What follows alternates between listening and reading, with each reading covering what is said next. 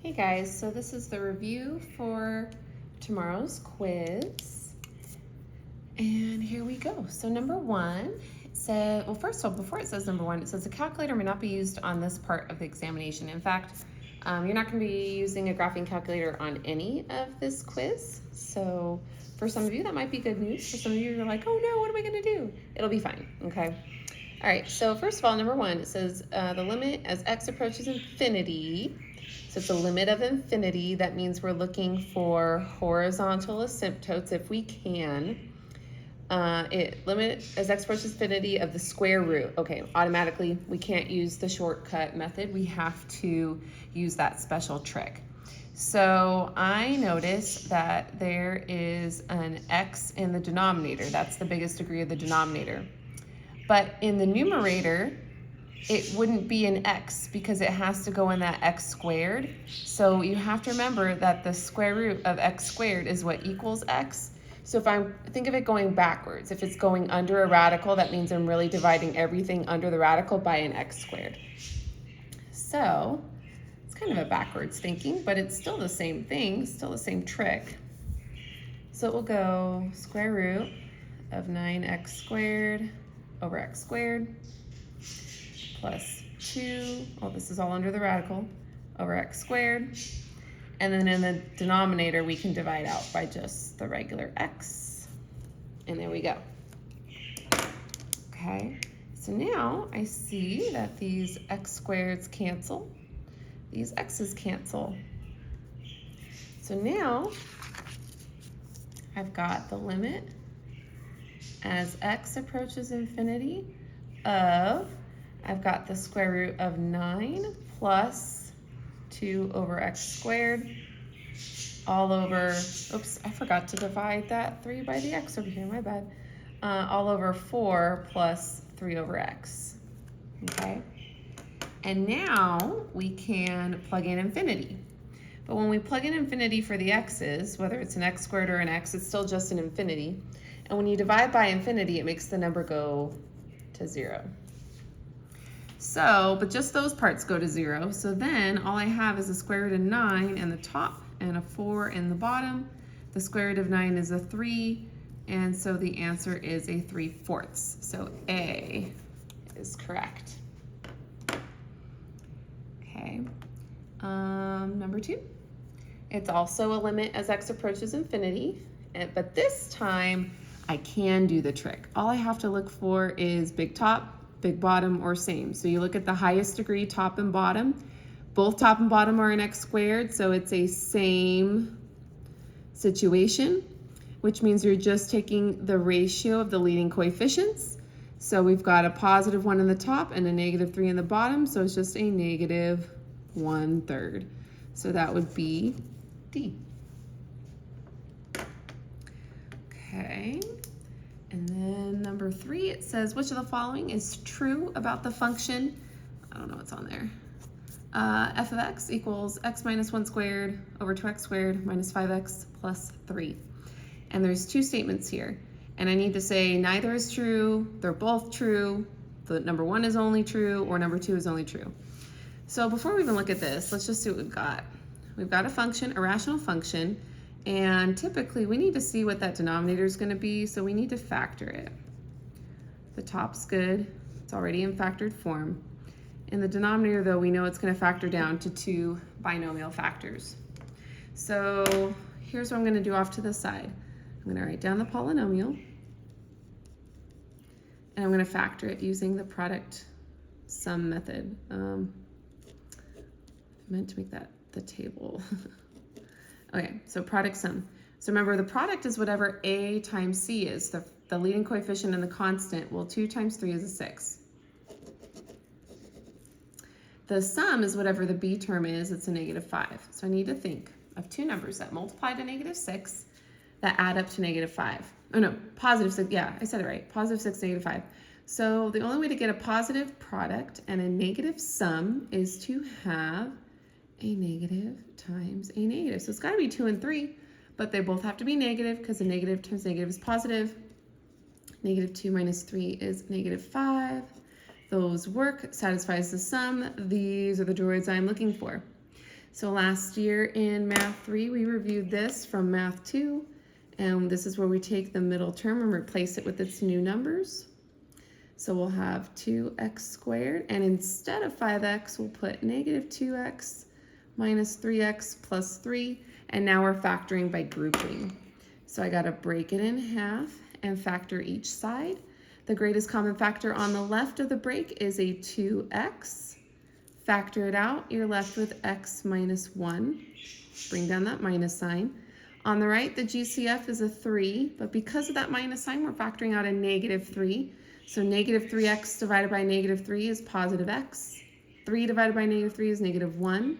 When these are the same, that means you're doing it right. And x minus 1 is one of the factors. Slap together the leftovers, and that is the other factor. So x minus 1 and 2x minus 3. Okay, so now we see that we have a common factor top and bottom. And last year, we learned we can cancel that out, and that is a whole. So we have a whole at x equals 1. If we were to solve that factor, set it equal to 0 and solve. Okay, well, automatically, that means that that proves this first statement wrong. The first statement says the graph of f has a vertical asymptote at x equals 1. A whole is not the same as a vertical asymptote. So it's definitely not number 1. Okay, so it's definitely not C. And it can't be B because it's not both, because we know 1 isn't true. Okay, so it could be A, it could be D. All right, now let's see what we've got left. So let me use a different color. So now we've got x minus 1 over 2x minus 3. Okay, so the other thing we have to look at is the graph of f has a horizontal asymptote at 1/2. Well, remember the HA is where we're looking at big top, big bottom, or same. So I'm looking at the leading terms, top and bottom, and I'm seeing if it's big top, big bottom, or in this case, it's same. And you just take the ratio of the leading coefficients, and it is an HA at y equals 1/2. So this is true, and that's the only statement that's true, so it's D. Okay, so hopefully you're thinking, oh, these aren't so bad. They're not so bad. I can do this. All right, number 4. We're finding the limit as x approaches 1, so some number. Okay, so that means that when we find the limit, we could plug it in. So, but if I plug it in the denominator right now, 1 squared minus 1 is 0. So I can't do that right now, which means I have to factor and then cancel. So we're gonna have the limit as x approaches 1 of, in the denominator, x squared minus 1 factors down to x plus 1, x minus 1. The x minus 1 is the problem because 1 minus 1 makes it 0. So that means I should have a factor of x minus 1 in the top because it's got to cancel somehow, which means we can use guess and check to figure out the other factor instead of using the product sum method, although it wouldn't be bad because this is an easy trinomial. All right, so to get an x squared, I need an x. To get that negative 3, I already have a negative 1, so I need a positive 3 times negative 1 to keep that negative 3 there. And then check it. X times x is x squared. X times negative 1, negative x. 3 times x is positive 3x. 3x minus 1x is 2x. And 3 times negative 1 is negative 3. So it checks out. Okay, so these cancel. But this is not a type of question where we need to know about the whole, so it's all good.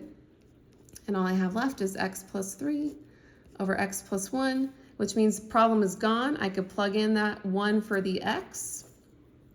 So I'll squeeze it in, 1 plus 3 over 1 plus 1. That would be 4 over 2, which is equal to 2. So A was the correct answer to number 4. All right, number 5. We've got as x, the limit as x approaches 1. So we could plug it in, but we're going to have a problem. We're going to get 0 in the denominator. So we have to use the reverse rationalizing method because of that radical.